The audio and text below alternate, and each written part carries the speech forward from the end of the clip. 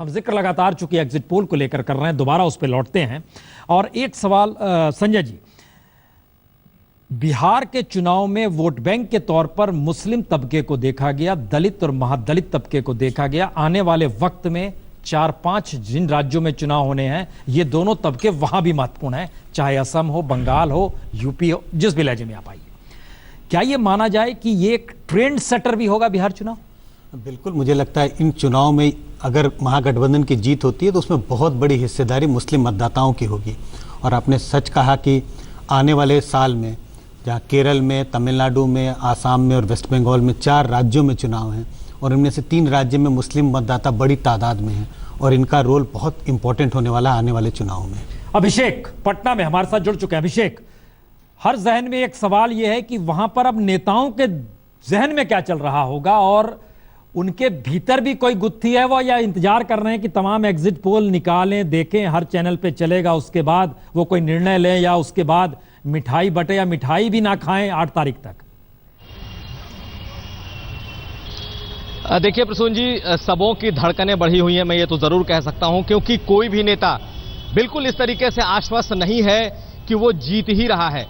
हालांकि दावे तमाम नेताओं के हैं, आप किसी भी कैंप की बात कर लें, चाहे वो बीजेपी हो, चाहे वो जेडीयू हो या आरजेडी हो, बॉडी लैंग्वेज अगर आप सामने बैठे हैं और देखते हैं तो किसी का ये नहीं कह सकते कि वो हार रहा है। यहां तक कि दावे भी सबके बड़े बड़े हैं, लेकिन कह सकते हैं कि सबकी धड़कनें जरूर तेज हैं, क्योंकि हमें लगातार जो दलों के नेता हैं उनके पास से फोन आ रहे हैं कि भाई साहब आप लोगों का सर्वे क्या बता रहा है, किस किस चैनल के क्या क्या सर्वे हो सकते हैं। तो जो नेताओं की बात की जाए तो साफ तौर पर इस सर्वे को देखने के लिए कि आखिर क्या एग्जिट पोल में आ रहा है, ये तमाम नेताओं की नजरें टिकी हुई हैं। सारे लोग इस वक्त अपने अपने घरों में मौजूद हैं, चाहे नीतीश कुमार हो या लालू प्रसाद यादव हो या फिर सुशील मोदी हो, सब लोग अपने सरकारी आवास पर मौजूद हैं और 5 बजे से सबकी नजरें इस सर्वे पर, इस एग्जिट पोल पर टिकी होंगी। लेकिन प्रसून जी, ये कह देना अभी के समय में कि ये जीत रहा है या कोई आश्वस्त है, मुझे नहीं लगता। Everybody is keeping his finger crossed.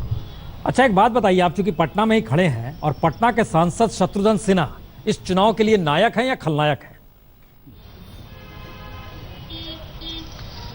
BJP के लिए तो खलनायक हैं और आरजेडी और जेडीयू के लिए वो नायक जरूर रहे हैं, लेकिन ये चुनाव से तय होगा कि कितने वो बीजेपी के लिए खलनायक बन पाए या नहीं।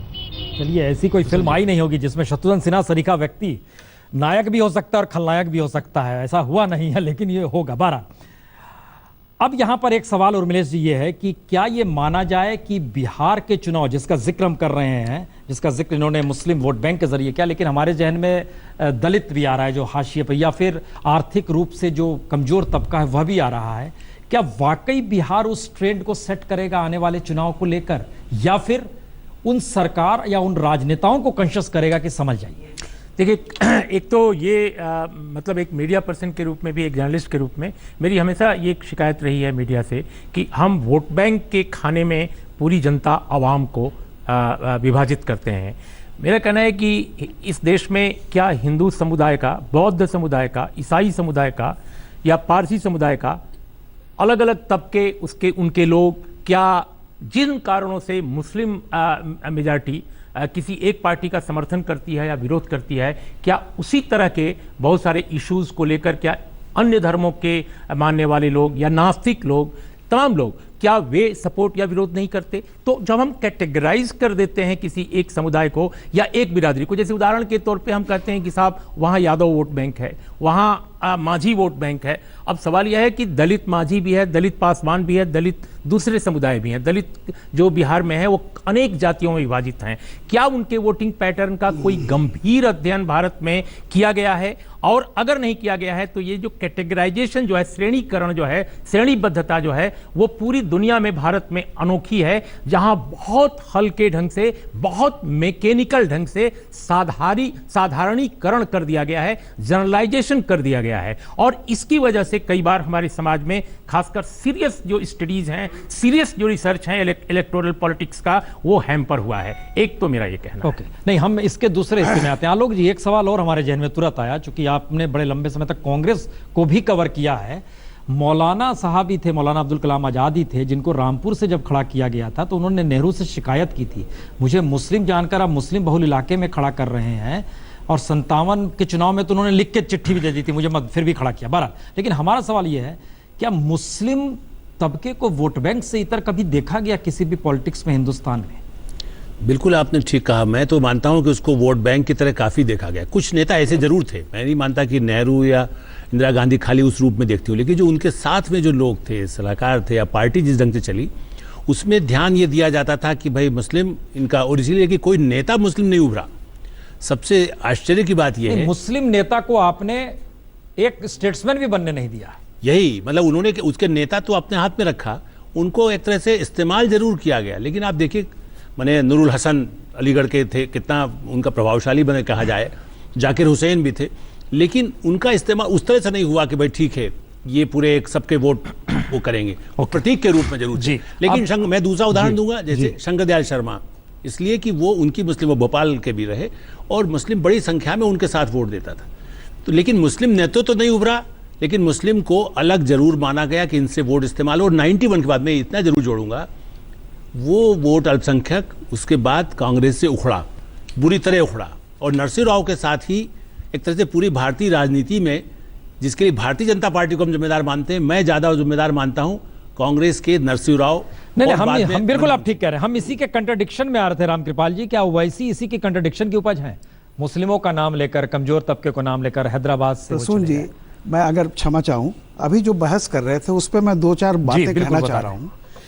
हम लोग जब भी बात करते हैं, हम ही लोग नहीं, पूरा मीडिया और तमाम लोग, हम लोग ये मानते हैं कि दो चीज होती है, एक होता है केंद्र, एक होता है पेरिफेरी। केंद्र में कौन है और कौन ऊपर घूम रहा है? हम हमेशा ये मानते हैं कि केंद्र में नेता है, पत्रकार है, विश्लेषक है, और वो पेरिफेरी पर है, वो बैंक है, फलाना है, ढेकाना है। जबकि हकीकत यह है कि नेता को वोटर पहचानता है, जानता है, नेता की किताब वोटर पढ़ चुका है, लेकिन वोटर की किताब नेता नहीं पढ़ा है। केंद्र में वोटर है, बाकी राजनीति पेरिफेरी पर है, और ट्रेंड कहीं नहीं बदल रहा है। मैं आपको बता रहा हूं, पिछला ये ट्रेंड ऐसे नहीं होता कि एक स्टेट में बदल जाए दूसरे स्टेट में, ट्रेंड वही है, क्योंकि हमेशा जो वोटर फैसला देता है वो जज की तरह है। वो राजनीतिक, अभी आपने कहा ना धड़कने थे जहाँ किसी को कुछ पता नहीं है। एक छोटी सी बात कहूं,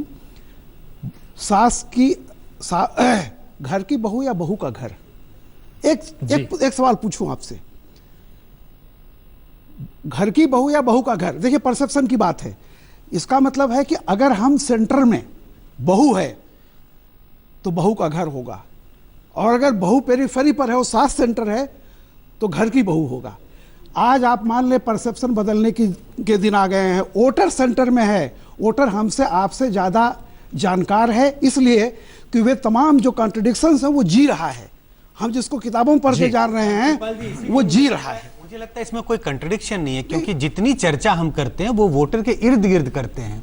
नहीं, जैसे हम कहते हैं ना, वोटरों को अलग अलग खांचे में हम कहीं ऐसा मानते हैं कि मुस्लिम हम वोट, लोग दलित वोट, अपर कास्ट, यंग, तो हम वोटरों को ही के मद्देनजर ही सारी चर्चा की जाती है चुनाव की। मैं वो नहीं तो कह रहा हूं, वोटर तो बिल्कुल सचमुच बीच में खड़ा है चुनाव के। नहीं संजय जी, देखिए होता क्या है कि जैसे हम रामकृपाल जी इसको लौट के, हम क्योंकि इस बहस को थोड़ा सा आगे बढ़ाना चाहेंगे, लेकिन एक छोटे से ब्रेक के बाद तुरंत हम लौट रहे हैं कि क्या वाकई वोटर अपनी जगह बिल्कुल अकेला है, और समूह में नेता जो है उसका नेक्सस इस देश के भीतर मजबूत है।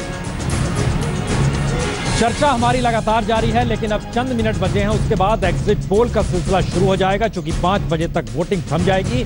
और ये हम आपको जानकारी दे दें कि आज जो 5वें चरण की वोटिंग हो रही है, उस वोटिंग में शुरुआती दौर में तकरीबन 2:30-3 बजे तक के हमारे पास आ चुके हैं एग्जिट पोल के नतीजे, एक लिहाज से हम कह सकते हैं। और वो सिलसिला धीरे धीरे बढ़ेगा, फिर 4 बजे तक आएगा, फिर 5 बजे तक आएगा, तो उस सिलसिले को हम लगातार आगे बढ़ाएंगे।